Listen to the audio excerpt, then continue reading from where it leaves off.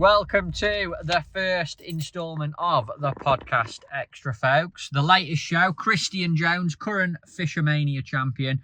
Great episode. If you've not watched it yet and you're watching this first, head back and have a look. It's a wicked podcast. He's brought us to Partridge. Don't know what he's going to do. I'm assuming, though, going into autumn, winter time now, bit of F1 fishing, maybe an odd carp. One thing is for sure, I'm going to try and get stuck into him and get you lot some lovely little tips and tricks. So you can watch the podcast and now you can see how he ticks on the bank. Stood there waiting for me. We're going fishing. Can't believe that he won fish out, can you? He's ugly. So, here he is, folks. We've got him on the bank. All right, mate? Yeah, I'm good, mate. Recovered from the podcast?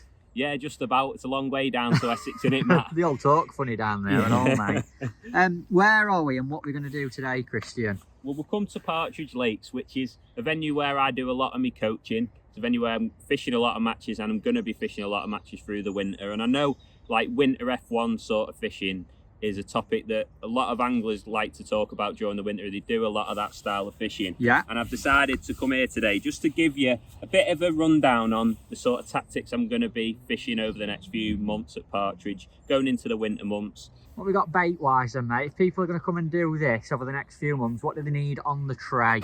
Yeah, I think that's the beauty of this sort of fishing. You don't need a heck of a lot of bait. We've got two different sort of bait options, really. We've got pellets. Micros. I'm going to class this as in amongst my pellets. So this is crushed expander. So look at that. It's lovely, that, isn't it? Yeah, nice and fluffy. You can see the colour of it as well. What kind of expander is that, Kristian? It's the Blake's crushed expander. Right. And like I say, it's just nice and fluffy, nice and bright as well. I think it's nice and attractive for the fish. Like when there's still a tinge of colour in the water as well, I think that works really well in amongst with my pellets. It's quite a simple trade, isn't it? So what you got there? Yeah. 2 pints of maggots. A couple of pints of maggots. I bought some red and whites.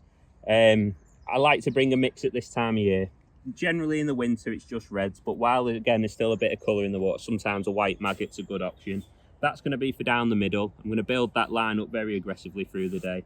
Where are we fishing then? Start, middle and end? Yeah, so Snake Lake type venue, Partridge Lakes. There's 3 main areas. You've got your across to the far bank, your middle line and your edge, and we're going to cover all 3 today. So to start with, it's always a good idea to fish across, get away from yourself a little bit, give some distance between you and the fish. It gives you the best chance of getting some bites. So we're going to be starting across there with pellets. Nice, that towards them little bushy things. Yeah, on the just edge on of the point island. of that island. Plums up really well as well over there. We've already had a quick plumb up.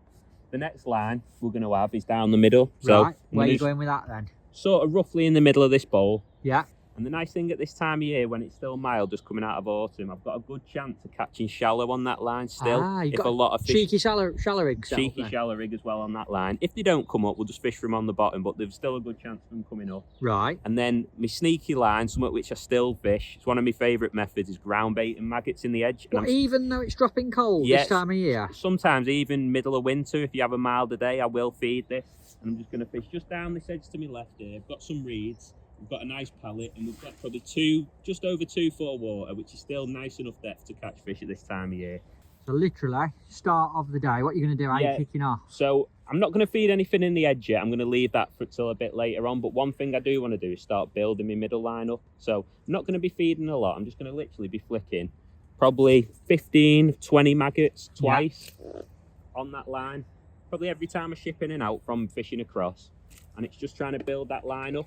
I can always up that later on in the session as well. If I feel like some fish do want to come off the bottom, I can increase my loose feed. But to start, I'm just going to feed it, presuming that I'm going to catch on the bottom. And if they come up, and I can then up the feed. And then what about actually starting today? And then, like I say, I'm going to start across. Yeah. So I've just got my pellet rig for across. We'll have a look at him in more detail in a bit. That's the one. And we're just going to start on a 4mm expander. I'm just going to roll him on my hook, 16 hook, and I'm just going to put my sprinkle pot on to begin with, and I'm just going to tap very little bait in. Don't need to feed a lot. I'm just going to try and gauge what sort of day it's going to be.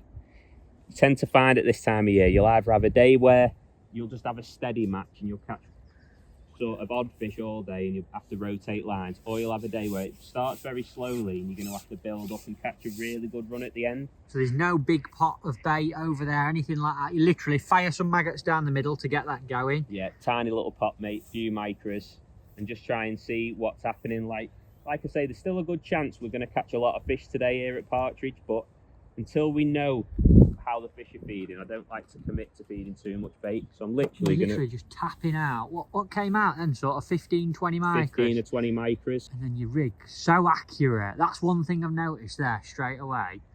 Your float is literally right on top of where the micras went in. Yeah, so I've got a marker on the far bank. There's like a black twig that's sticking down out the island. I thought you were going to say there's a piece of green grass. And that's the mark what I'm picking. Yeah. And I'm just going to make sure my float's on that every time. I've got my back shot on my rig as well, and I'm just going to hold it slightly to the right in towards the island so that my rig can't drift off bottom. That's really important. You've anchored it in place. Anchor it in place right on the island. And Set a little trap, haven't you? That's what you've done there. Yeah, set your trap. And the nice thing about feeding very negative, it gives me the option to feed quite regularly to start with as well. So it tells you if the fish are responding to bait. So I'll tap a bit of bait in. And if I'm getting indications on my float, I know the fish are feeding quite accurate. But if I'm tapping little bits of bait in my sprinkle pot and I'm not getting any signs, I probably know that it's going to be a bit of a slower day to start with. Got it. So it tells you straight away what's going to happen. I think we've got a gudgeon, man. Oh, really? Yeah. Look at that. Took a liking to me expander, didn't he? Yeah. Old Gary the gudgeon. Are you going to catch more than that for me on this film or what? I'd like to hope so, Matt. First fish of the day? Yeah, at least we've got off the mark. Gudgeon master has now become F1 god. Finally got one, mate. It took me a couple of chucks, had a couple of gudgeon. But I just think the reason, obviously, when you're catching gudgeon is because the F1s haven't found your bait yet. Yeah. And obviously on the third chuck, 3 feeds, we've got an F1. It only looks like a little stocky, mate. He's not that bad, mate. He's a nice fish. Bear in mind, though, like we are really going into winter now, so you can't expect. He's a nice one, eh? Yeah, he isn't a bad one. He's £1.50. You can't expect to just go in and smash the hell out of them straight away, can you? And to be fair, Matt, they're probably your pretty typical pellet fish for early on in the session. There's them sort of stamp. Yeah. You'll see as well the way that fish is hooked. That's also very important when you're fishing with pellets. If that's not happening, generally it's because you're not in the right depth of water. What do you mean? You've got to be hooking them top lip. Yeah, in the top lip. So if I'm not fishing the right depth of water, or if my plumbing up's incorrect, but often it's depth of water, I'll not be hooking them like that. And you can see how that's hooked perfectly in the top lip. It's something to make sure you're checking every time. We've been loose feeding a few maggots. I've seen an odd little blow coming up, so I'm going to have a drop down the middle now. So there is an odd bubble coming up down there now, yeah, mate. Double red maggot. Yeah. And like I said, I've been loose feeding it, but this time of year when you're only fishing for a handful of bites, I find it's very important to actually tighten your feed up a little bit when you're fishing it. So I'm going to feed through a pot. So even though you're loose feeding as well, you're going to feed some in your pole pot too? Yeah, just to try and tighten it up. So if the fishing's really good and I drop in there's loads of bites, I can just continue to loose feed. But I feel like to begin with, I just want to make sure I've got the best chance of going in and catching a fish. So I'm just going to tighten it up. Go on then. Put about 30 maggots in me medium pot, which is just about nice. And I'm just going to clump them all down. It's quite deep there, it's nearly 5 foot, so I don't want to be sprinkling them in. I want to make sure they drop in a bit of a lump. And I'm just going to lay my rig in and just hold tight. See if there's any in the middle. Oh, I missed him. They're playing hard to get, aren't they, today, Matt? Yeah, they are. A few fish about. I feel like later on in the session, I think it will catch really, really quick. But just at the minute, they just... Is this normally what this kind of fishing's like this time of year, mate, in your experience? Yeah, I think so. I think the fish are still being active. They're still coming to have a look at the bait. But they're not, especially early on in the session, they're not very open to feeding confidently. They don't really want to come in and eat it. So got ya. Early on, I think it's just a case of trying to catch what you can and just tick over. And then hopefully later on, it'll get stronger. See, I've missed that bite. So I'm just going to come back. And I feel like I need to try and send them down to the bottom. So I'm just going to put a little bit more bait in. I'm going to fill my medium pot up. Get more in. Yeah, and just try and send them fish so that they're rooting down on the deck instead of just sitting, milling off the bottom. See how high up I up that then? Is that in mouth? No. Did you see how high up that was? Reckon you foul up, Tim?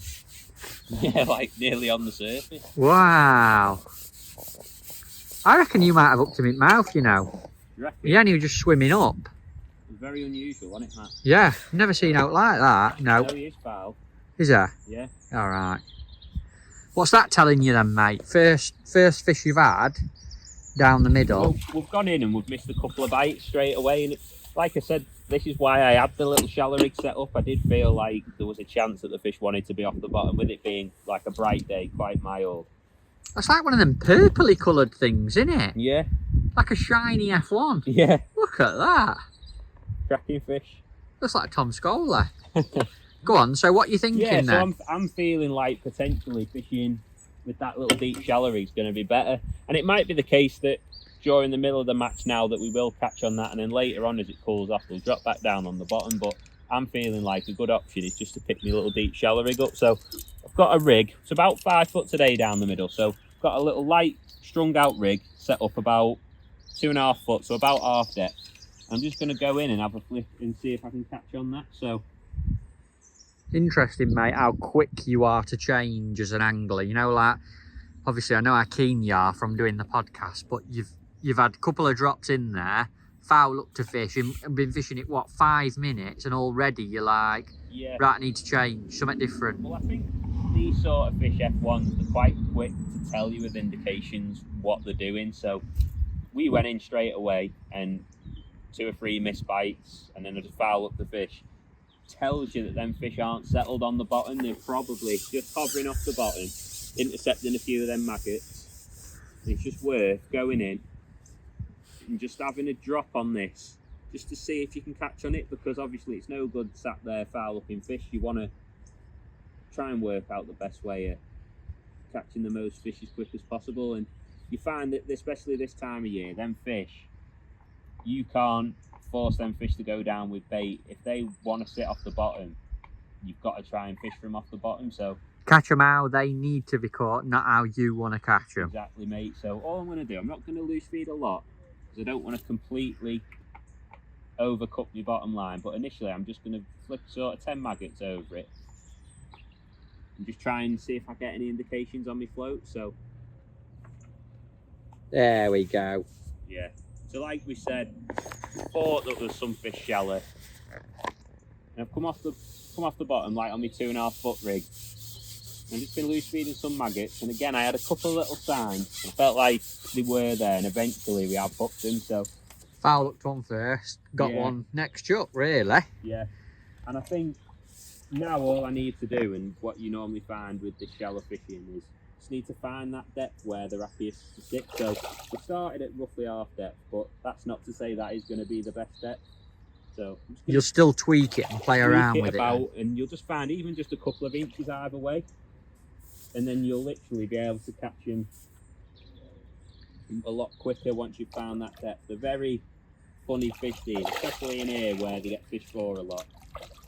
They sit in the depth what they want to sit. They're still fighting, aren't they? To say it's gone cold. It's weird, you get an odd one that just wobbles in, and you get an odd one that's still pulling like middle of summer. It's mad.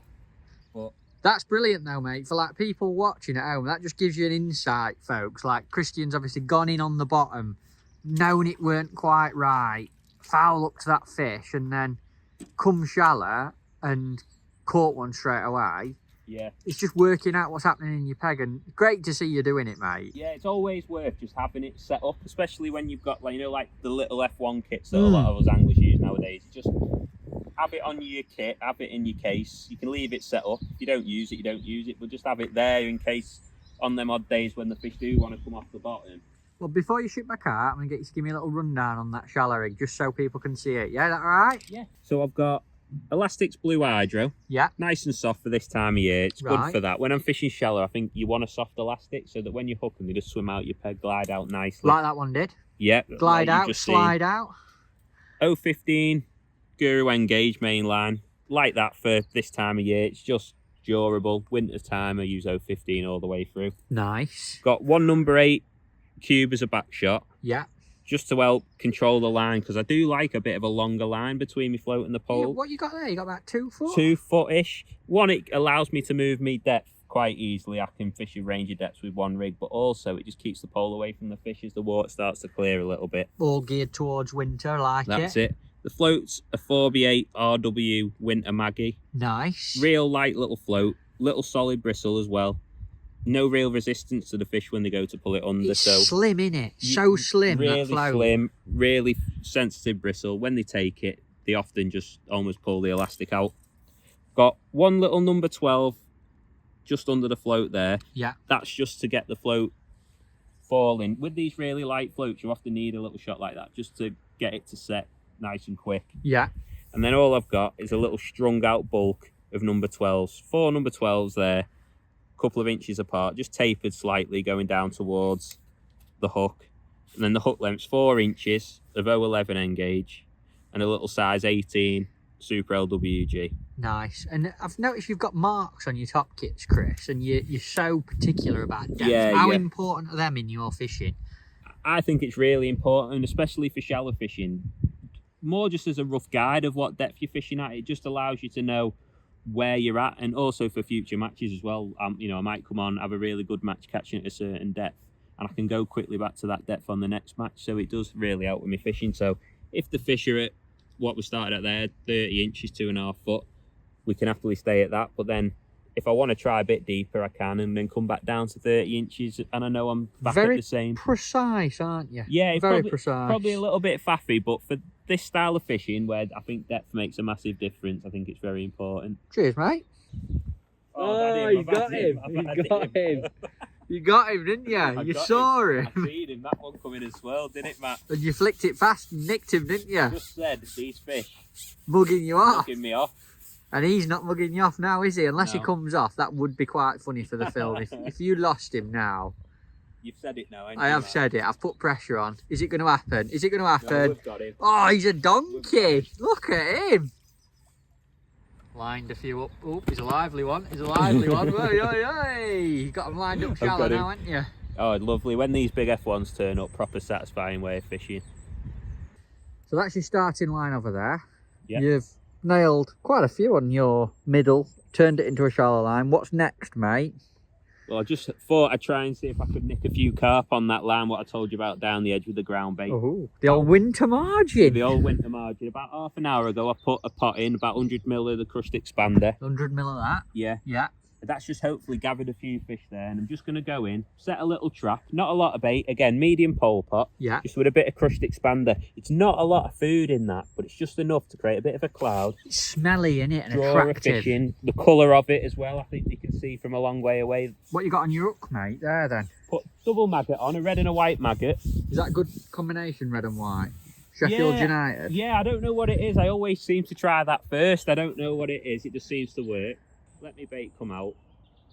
Swing me rig in,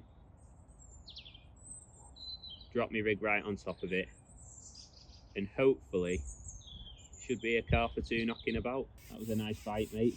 Probably are on this line a little bit early. What is it? Sometimes is it like a last hour job? Yeah, it's probably more for that last little bit. If your edge doesn't come good, Yeah. or your short line doesn't come good, then at least you've got the other options, you know what I mean? So one of them two lines I would hope would come good at the end. So You've almost got two match winning lines. Yeah. So if the fish wanted to feed well at the end, but they wanted to come into deeper water, obviously you've got your middle. If they want to come in strong at the end in the shallow water, if there's more of a carpy peg, your edge might be a better line at the end of the match. So Covered your options, haven't you? He's a cracking fish, no, isn't he? cracking F1s, F1. aren't they, mate? What's he, £3? Yeah, they must be, mustn't they? They're 2.5, £3, these old F1s. Yeah, lovely old fish. That. Brilliant fish, mate. Oh, go on then. Formula One. Yeah, an F1. Well, at least there's some fish coming in, mate. You've been able to show us the feeding and how accurate you are amazes me. You literally put your rig right on top of Yeah, it. I think that's the key as well. Not just about being accurate on top of your bait, what you've fed, but also when you're plumbing up on a slope as well, making sure you're in line with your marker so you know that your depth's correct as well. That, And then hopefully what you're on about with hook holes, look how perfectly hooked they all are. that should be out of the hook. So Love it, mate.